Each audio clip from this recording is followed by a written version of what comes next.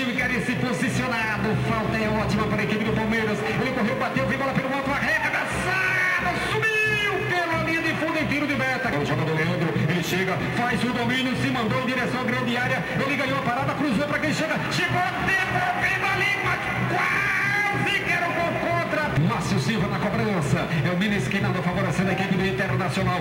0-0 torcedor aqui no Pedro Amorim. Autorizado, correu, bateu direto no soco. O goleiro amanhã não quis brincadeira, isso foi uma linha de fundo escanteio. Essa modificação que o treinador fez, ele poderia ter tentado com o zagueiro, você tem o zagueiro na reserva, no lugar de peixe, deslocado peixe lá para a esquerda. Porque quem estava bem no jogo era para Gil, pela direita.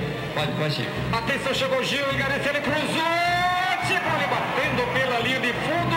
Mas final da decisão do campeonato bonfinense. E a equipe do Internacional invicta no campeonato. Aqui o Café trabalhando, jogada lá na grande área, foi parada ali, chegou quarta de qualquer maneira defensiva do Inter. Sai jogando, dominado com a área dominada. Aqui, Rádio Caraíba, em cultura. Que jogada sensacional! Esse vai pagar o ingresso. Pode sair o gol do Internacional por cobertura, preparado, botou, tirou pra fora.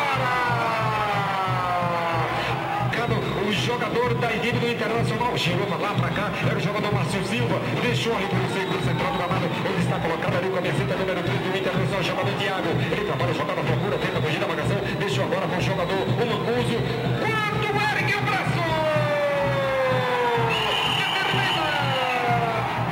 Internacional de Tijuaçu é o campeão do campeonato bonfinense.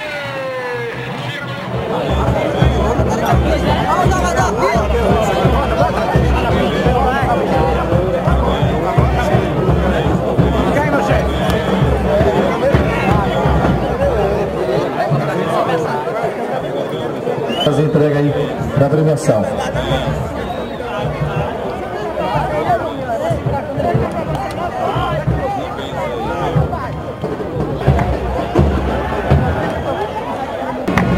Como reconhecimento pelo apoio da Prefeitura Senhor do Bonfim para a realização do campeonato. Uma jovem revelação na gestão do esporte bonfinense. Parabéns, Dailton.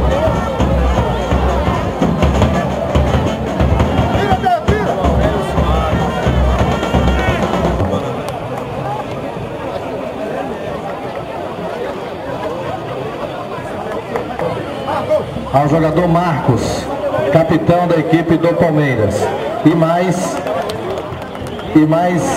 a quantia de R$1.000 em dinheiro para a equipe do Palmeiras.